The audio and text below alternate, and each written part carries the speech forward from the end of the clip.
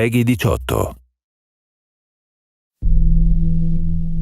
It's a level of immersion that we really focus on. You're not just playing a game, but you're living in this world, in this universe.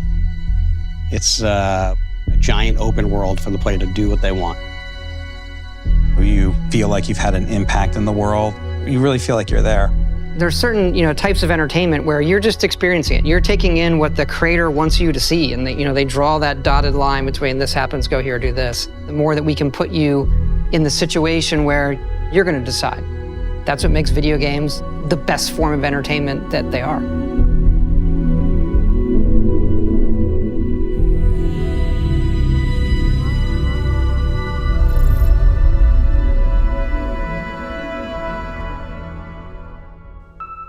We don't just make RPGs, like we make simulations, and that leads to a lot of just crazy stuff that can happen and things you don't expect. Yeah, we always have those big fights like, what if combat breaks out right now, right? You have to handle that, right? Because it could. You can't control it. The only thing you control is that the game has to account for it somehow. We embrace the chaos, let it play out, and usually it's pretty fun.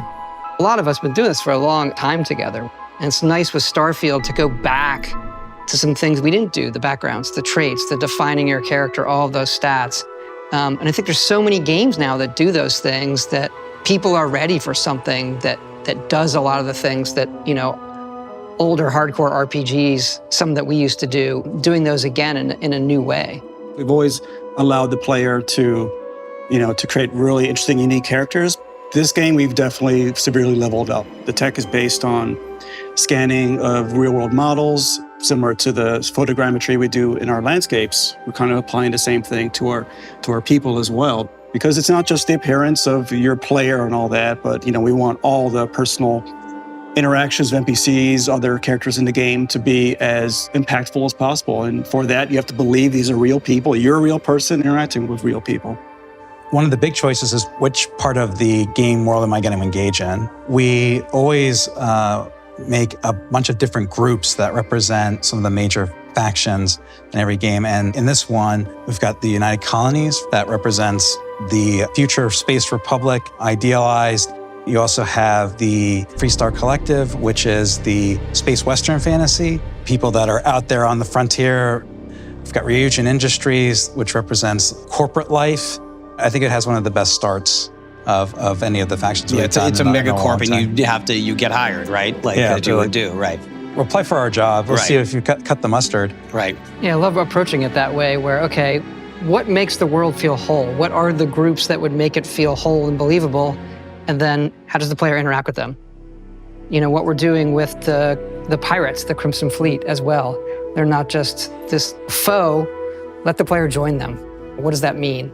The cool thing about Crimson Fleet, what if you're a good person and you want to be a good player and you don't want to play as a bad guy? You can side with the pirates, or you can report back your superiors and be like basically space cop type of thing. So it'll let you be a good person and still play with the bad guys. I think that's really cool too. It seems like no matter what story we write, the one the players tell themselves is the one that they think about and love the most, and the companions.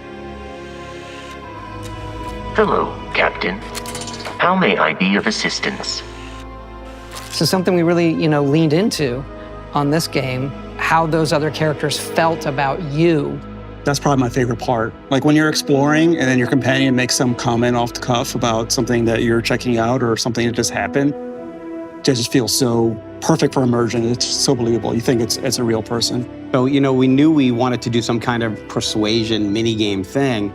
Yeah, we sat down and it was funny. We didn't start with, let's do an evolution of, let's look back at the old Oblivion system, but there are a couple of beats there. You have to think about, what's my risk here, right? Which one do I want to choose? We didn't want it to be a system where there was definitely the right thing to say. It feels like you're having a conversation where you're actually trying to persuade somebody of something. So it's actually, I think it's, as far as new systems in dialogue, I think it's definitely one of the most successful ones that we've had. Yeah. I think when we knew we were making a game about space, you ask yourself certain questions, and that question is, what is out there? And so, as a game, we have romance, adventure, mystery, but I think with Starfield, there's this other layer of, the cosmos and the universe and what is out there At the end of it, we want the players to have told their own journey, but then look back at it and we're asking the big questions. Why are we all here? Where is it leading? And what's next for humanity?